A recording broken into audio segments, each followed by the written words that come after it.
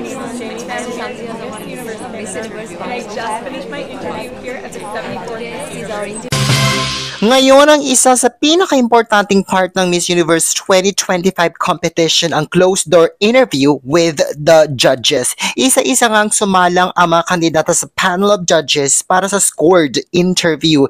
Binigyan sila ng ilang minuto ng panel of judges para kilatisin silang mabuti kung karapat-dapat ba silang mapasama sa top 30. I was waited so long and I met the judges for the first time. We really have a real conversation. They asked what kind of person I am, what I like, what I want to see myself in 5 years. And there are so many questions, not everything I can say.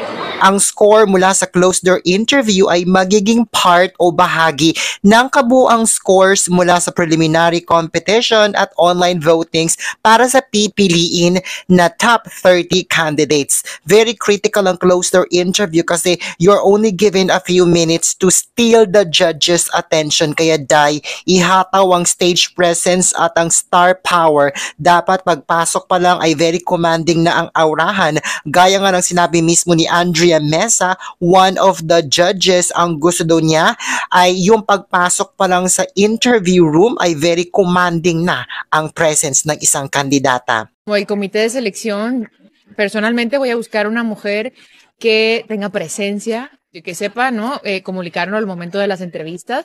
Una mujer que cuando entra a la habitación se robe la atención de todos. Dapat pagpasok sa interview room, commanding ang presence. Tapos kailangan yung pagsasalita with conviction, with power. The delivery of your words dapat may diin. Okay. Well, today is a closed-door interview and I am so ready. I want to show the real me, my authentic self to the judges, and I'm gonna do my best. Dijeron que la entrevista iba a ser muy personal, de tu vida, quién eres, cómo eres, qué piensas. I just finished the judges interview. I'm very happy with how I performed and I hope they liked it as well.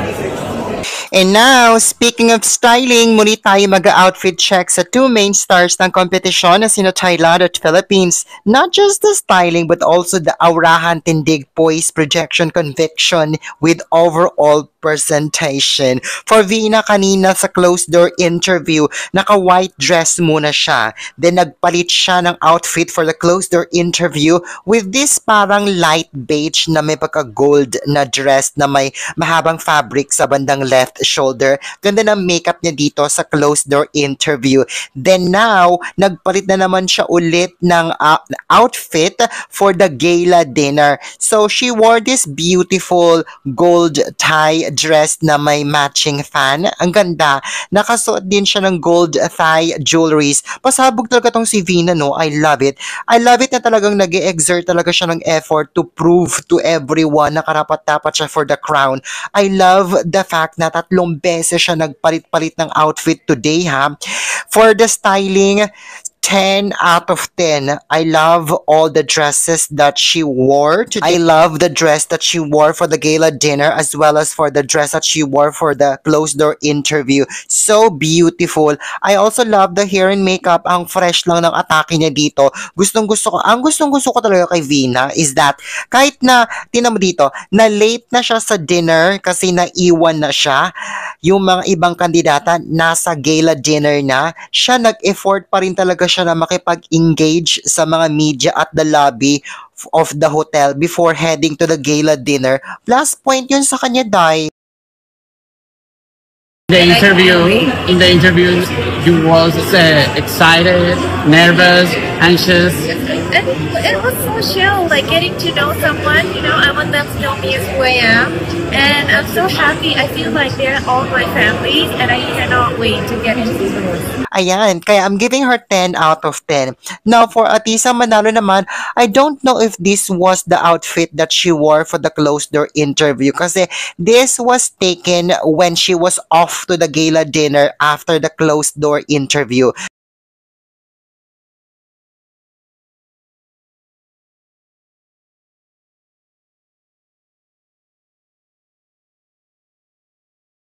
I just finished my interview. Tell us a little bit about your outfit. Did you use this for your interview? I did. This is by John Plaza. Kasi most of the girls change outfits, wore gowns to the gala dinner. So apparently, ito na pala ang sinuot niya sa gala dinner sa Baan Sukawadi. Makikita na most of the girls, as you can see, nag-all out sa kanilang mga pasabog na gowns, sa hair and makeup. Now, for Atisa's look today, first of all, maganda naman yung hair and makeup niya. The outfit is beautiful. I'm glad na finally, after 2 weeks, kung saan malapit na mag-end ang competition, ay finally nagsuot na siya ng may different design naman. Kasi mostly talaga, plain and simple lang talaga lahat ng mga sinusuot niya eh. This one is beautiful, but it's not giving. Kasi lahat ng mga girls, naka-gown dye. I feel like sa outfit niya dito, there's too much fabric going on. It looks heavy and very overwhelming. I feel like parang nilamon siya ng dress. And para sa akin, masakit sa mata yung green high heels against the light purple dress. And I don't like the dress kasi nga there's too much fabric going on. From afar, it looks heavy and very overwhelming. Parang nilamon siya ng parang na-overpower siya nung dress. Kasi sobrang there's too much fabric going on. Tapos, hindi pa masyado stand out yung color ng ng dress niya. I'm giving her look for the closed door interview and for the gala dinner a 7.5 out of 10. As of now, my observation and my assessment with Atisa's performances for the last 14 days since the competition has started, she will definitely make it into the top 30 due to strong online votes, but she will not make it into the top 10. Sure ako dyan. Based sa performances na she showed for the last 14 days, based yan sa observation and assessment ko ha, parang yung performances talaga niya, yung overall performances, including the styling and everything, yung mga aurahan niya, are more suitable for the Filipino audience. The reserve your energy. Hindi sa sa prelims at finals daw, ahataw. That's not what the judges and the Miss Universe organization are looking for. You must go all out, just like Colombia, Cote d'Ivoire, and Thailand, who are always on fire. And show us that you are the Miss Universe. Time and time again, sinasabi ko, itodo na, don't hold back. Ipakita mo that you are the Miss Universe Queen through and through. Tantanan na nga yung reserve your energy na yun at saka know when to be. Kasi, alam mo, kung ito talaga ang landas na tinatahak niya, nako, maliligwak talaga siya. We have not seen any changes with her strategy. She has to step up her game, her stage presence, including her styling dye. Mahina beautiful ang mga outfits niya, pero mahina ang styling. Her overall performance in order to get into the top 10, she must step up her game. Ang lalakas na mga ipinapakita ng mga kalaban, the Maria Clara atake, binibining marikit, mahinhin, including her styling, do not stand a chance against Thailand, Colombia, and Cote d'Ivoire. So in relation to this, ilalabas ko na ang top 10 candidates ko.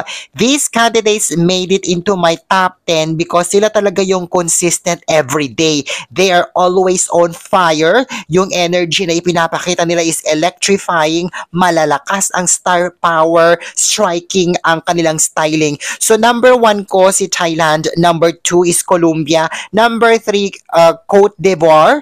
Number 4, Venezuela. Number 5, Indonesia. Number 6, Puerto Rico. Number 7, Latina. Number 8, Turks and Caicos. Number 9, Ecuador. Number 10, India. Yes, you heard it. Ligwak si Philippines. I really want Atisa to win, but I find her overall performance for the last 14 days very, very weak.